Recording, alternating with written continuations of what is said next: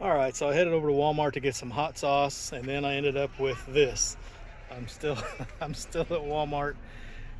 Went to get some hot sauce and got talked into this. You guys peer pressured me into it, bullied me.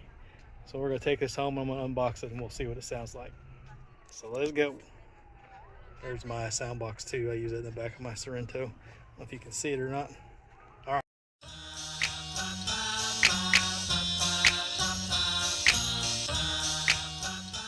Like I mentioned, I went to Walmart to get some hot sauce.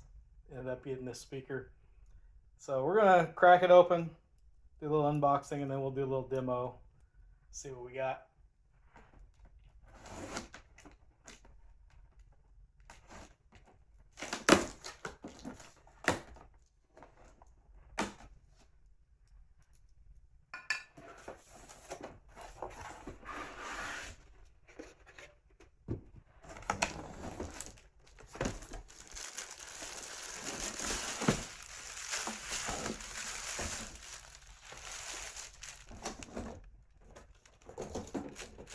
So I don't know if I open it up from the bottom, but I did not cross any power cord. It must be in the bottom of the box.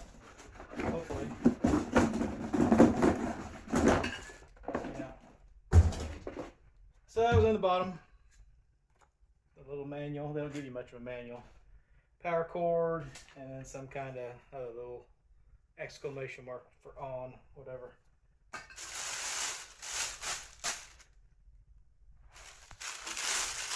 Undress this baby, and there it is. So first thing you notice off the bat is, if you've seen the first one, let me get this where you can actually see it a little bit better. It's kind of dark. Bring it over here. It's a little better. Now if you've seen the first one, this is basically just a miniature version. It has only one tweeter, one woofer, whereas of course the large model has two woofers and two tweeters. So this is going to be a mono speaker. Controls exactly the same as the large one. You've got everything exactly the same. Handle in the back. This one, passive radiator in the back. So it's sealed, whereas the large is ported. And there you got your microphone jack, volume for that, USB-A, 3.5 millimeter, and power cord spot. So this one is IPX7. So it's fully waterproof, whereas the large one is only IPX4 because, like I said, it's ported. So this would be better, like if you were going to go out on a boat or something in the lake. This would be a better option because if you get drunk and knock it off in the water, you're not going to ruin it. Whereas with the large one, probably so. So let's fire it up, see if we get the same startup. Power on. Bluetooth pairing. Yeah, lights are all exactly the same. It's just a miniature version of the large one. You got some feet on the sides, so if you want to lay it sideways. So it'd probably be better in a perfect scenario, or an ideal scenario, you'd have two of these and run them TWS and have one for left and one for right. Because like I said, they are mono. So they're kind of set up like a big bookshelf speaker. You've got one woofer, one tweeter on top of that. So it would be best if you had two, but it'd also be best if I drove a Ferrari instead of a Sorrento. But that's not the case. So anyway, let's back up the camera. We'll do a little demo on it, see what we got. Okay, so I'm back about 7 feet from the speaker, 6 to 7 feet, not too far away. Now when you go to pair this, it'll show on party speaker M. All right there. We'll hit that if I can get it to work. Bluetooth connected. There we go. So we are connected. Now I do have the bass boost on. If it's anything like the other one, it sounds a little thin whenever you're running it without the bass boost. So I tend to always use the bass boost on the bigger one. So I'm sure the same will hold true for the smaller one. That's 20%.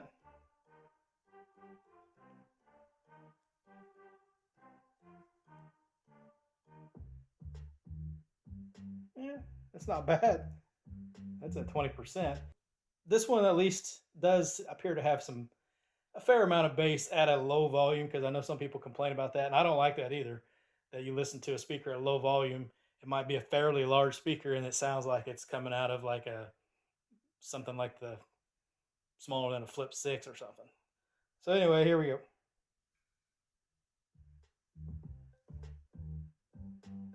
It does have a warmer sound signature like the large one.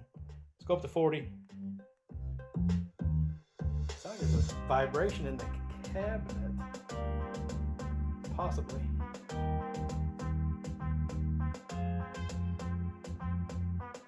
Now this is off the battery. I think it'll pick up a little bit of output when you put it on plug it in.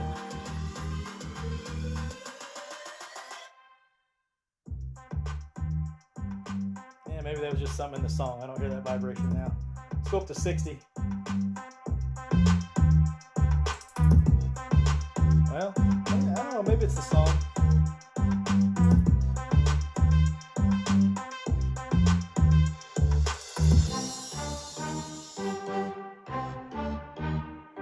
Change track.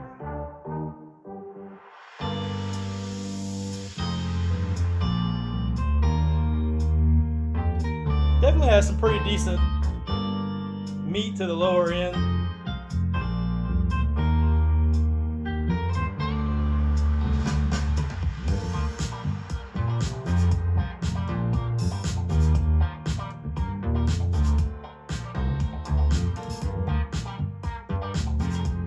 Let's go up to 80.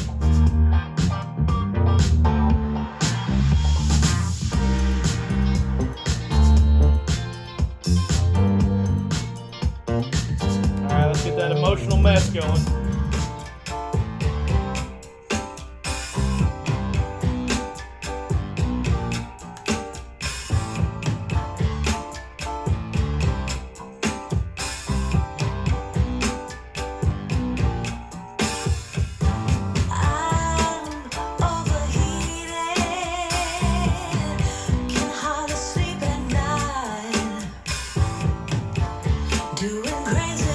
Go up to max volume. You're the reason why I'm driving, baby, losing my mind. Don't try to save me. Change track. This is at max volume still.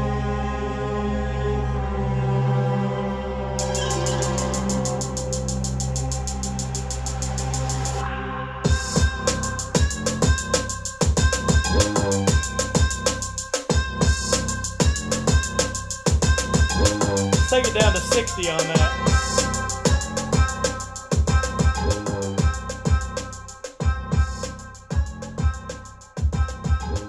A little bit fuller, so it does lose a little bass. Let's check out a couple light modes.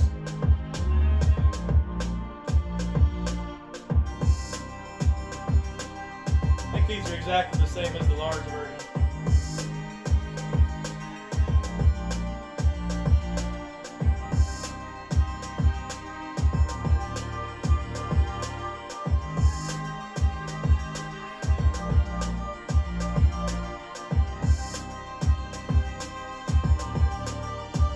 That's the one that I find to be my favorite.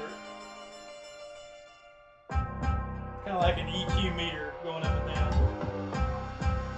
Now, one thing this is lacking is it doesn't have any strobe lights. The large one does.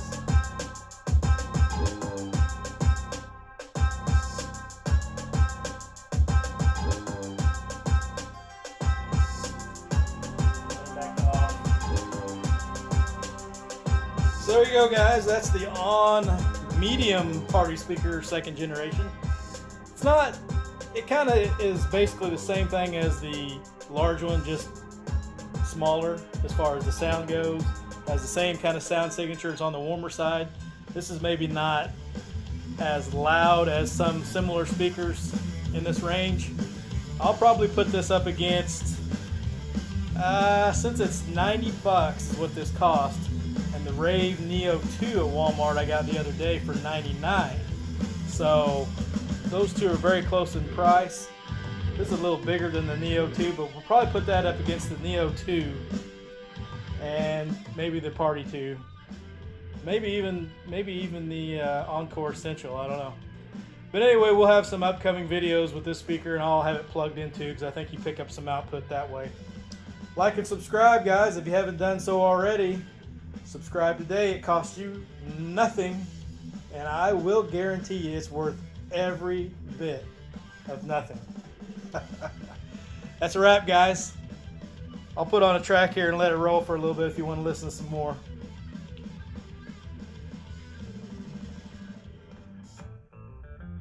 We'll go to 80%.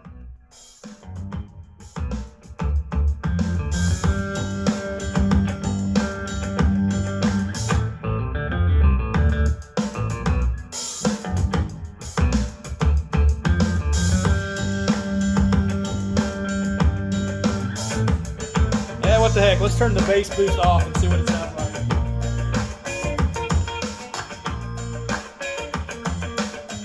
Yeah, you can see it really zaps the bass.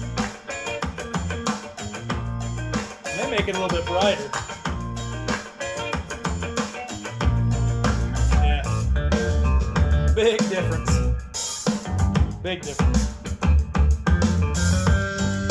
See ya!